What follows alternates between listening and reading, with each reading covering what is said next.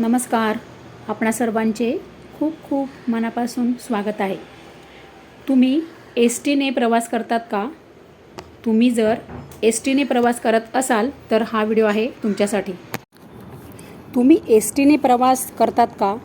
तुम्ही एस टीने प्रवास करत असाल तर हा व्हिडिओ आणि ही संपूर्ण माहिती आहे तुमच्यासाठी.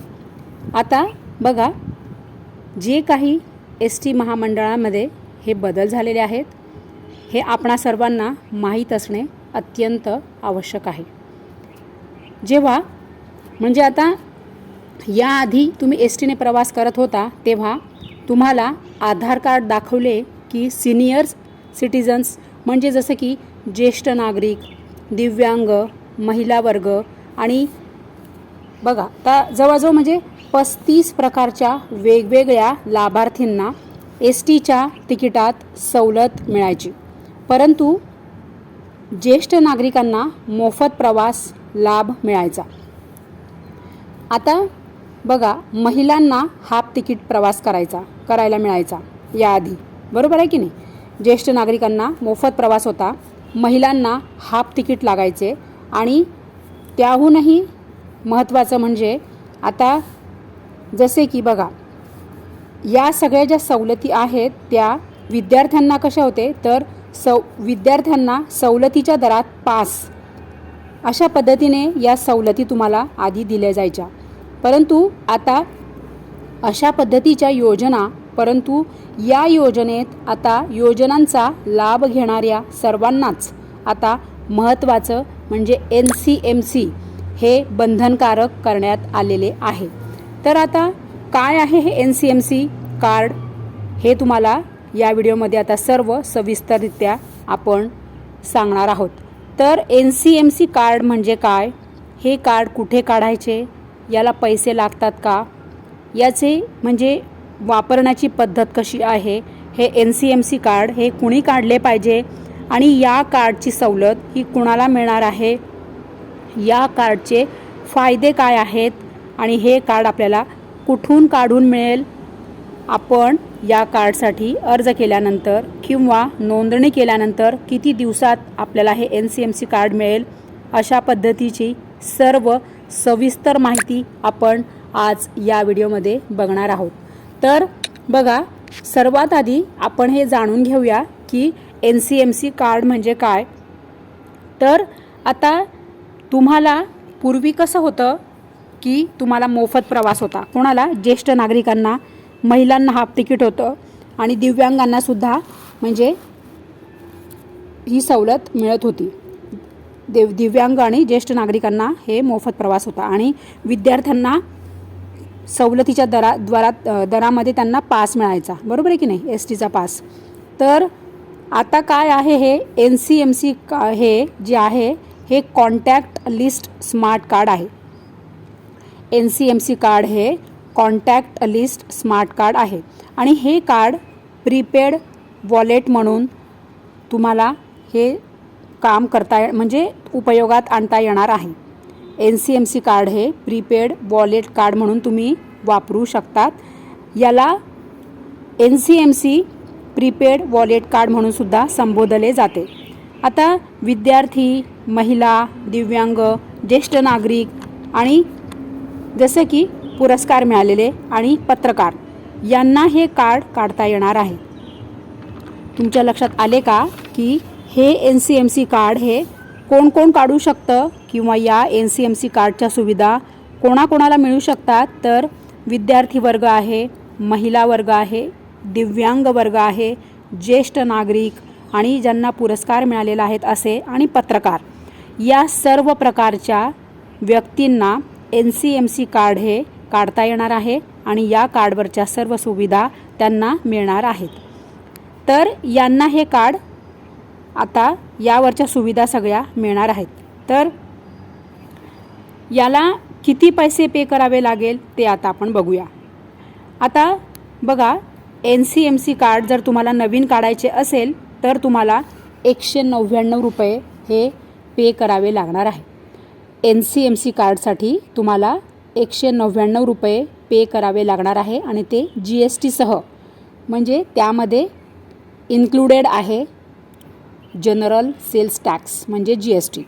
आता विथ GST NCMC कार्ड तुम्हाला जेव्हा तुम्ही नवीन काढायला जाणार तेव्हा तुम्हाला 199 रुपये लागणार आहे. आणि महत्त्वाचे म्हणजे या कार्डमध्ये किमान म्हणजे कमीत कमी 100 रुपये शिल्लक असणे आवश्यक आहे. म्हणजे आपण जसं क्रेडिट कार्ड वापरतो किंवा आपण कुठल्या बँकेत अकाउंट ओपन करतो ना, त्याप्रमाणे तुम्हाला या कार्डमध्ये तुमची कमीत कमी 100 रुपये ही शिल्लक असली पाहिजे. आणि जेव्हा तुम्ही हे NCMC कार्ड रिचार्ज करायला जाणार, म्हणजे तुम्ही हे NCMC कार्ड जेव्हा रिचार्ज करण्यासाठी तुम्हाला किती पैसे लागणार आहे, तर 50 रुपये शुल्क द्यावे लागणार आहे. आणि महत्त्वाचे म्हणजे तुम्ही म्हणाल रिचार्ज कुठे करायचे, तर बघा NCMC कार्ड रिचार्ज करण्यासाठी हे 4 ठिकाणं आहेत. तर हे जे 4 ठिकाणं आहेत त्यापैकी तुम्हाला जिथे सोयीस्कर आणि जिथे योग्य आहे तिथे तुम्ही हे NCMC कार्ड रिचार्ज करू शकतात. तर आता हे कार्ड आहे बघा, ETI मशीन असते त्यावर रिचार्ज करू शकतात. म्हणजे बसमध्ये कंडक्टरकडे हे ETI मशीन असते, बरोबर आहे की नाही. जेव्हा तुम्ही बसमध्ये प्रवास करतात तेव्हा कंडक्टरकडे ETI मशीन असते, त्यावर सुद्धा तुम्ही हे रिचार्ज करू शकतात. दुसरा पर्याय आहे अधिकृत वेबसाईट. याची अधिकृत वेबसाईट आहे, त्यावर तुम्ही हे NCMC कार्ड रिचार्ज करू शकतात. तिसरा पर्याय आहे मोबाईल ॲप. मोबाईल ॲपद्वारे सुद्धा तुम्ही हे NCMC कार्ड रिचार्ज करू शकतात. आणि चौथा पर्याय आहे नियुक्त एजंट. आता यासाठी बघा महाराष्ट्र सरकारने म्हणजेच ST महामंडळाने यासाठी जवळजवळ बघा 3000पेक्षा सुद्धा जास्त एजंट हे नियुक्त केलेले आहे. आता या एजंटकडून सुद्धा तुम्ही हे NCMC कार्ड रिचार्ज करू शकतात. तर बघा, आणि हे बस स्थानकांवर सुद्धा याची तुम्ही नोंदणी प्रक्रिया करू शकता. आता यासाठी तुम्ही म्हणजे जेव्हा तुम्हाला NCMC कार्ड काढायचे आहे त्यासाठी तुम्ही नोंदणी कुठे करणार, तर याची नोंदणी तुम्हाला बस स्थानकांवर सुद्धा करता येणार आहे. ही नोंदणीची प्रक्रिया बस स्थानकांवर उपलब्ध आहे, कारण बस स्थानकांवरच या प्रक्रिया ही जी नोंदणीची जी प्रक्रिया आहे ही सुविधा उपलब्ध करून देण्यात आलेल्या आहेत. त्यामुळे प्रवास करणाऱ्यांना मोठा दिलासा आणि त्यांच्यासाठी ही खूप मोठी आनंदाची गोष्ट आहे.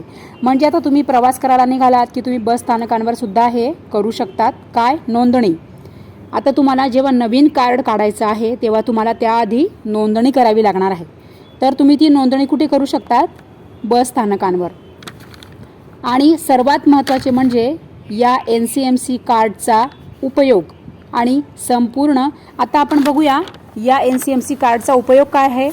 आता तुम्हाला सांगितलं की जसं की तुम्ही नोंदणी समजा केली, तुम्ही कोणत्याही बस स्थानकांवर नोंदणी केली नवीन कार्डसाठी, की आज तुम्ही 1 तारखेला समजा 1 एप्रिलला जर तुम्ही नोंदणी केली नवीन NCMC कार्डसाठी की तुम्हाला हे NCMC कार्ड हवं आहे, तर 1 तारखेला तुम्ही नोंदणी केली तर तुम्हाला 30 तारखेला त्याची डिलिव्हरी तुम्हाला मिळणार. म्हणजेच 30 दिवसानंतर तुम्हाला ते कार्ड तुमच्या हातात मिळणार. अशा पद्धतीने त्याची प्रक्रिया आहे. आणि जेव्हा बघा सर्वात महत्त्वाचं काय, तर आता हे तुम्ही जेव्हा प्रवास करणाऱ्यांसाठी म्हणजे STने प्रवास करणाऱ्यांसाठी अजून त्याहूनही महत्त्वाची आणि आनंदाची बातमी काय आहे, तर आता संपूर्ण देशभरातील मेट्रो, तुम्हाला ह्याचा उपयोग कुठे कुठे होणार आहे, NCMC कार्डचा उपयोग तुम्हाला कुठे कुठे तुम्ही करू शकतात, तर संपूर्ण देशभरातील मेट्रो आणि बस प्रवास करताना तुम्ही या NCMC कार्डचा उपयोग करू शकणार आहात. म्हणजे तुम्हाला हे NCMC कार्ड तुम्ही संपूर्ण देशामध्ये बसने कुठेही प्रवास करायला गेलात किंवा मेट्रोने तुम्ही कुठेही प्रवास करत असाल तर तुम्हाला हे NCMC कार्ड हे उपयोगी पडणार आहे, फायद्याचे ठरणार आहे. तुम्ही या कार्डचा उपयोग करू शकतात.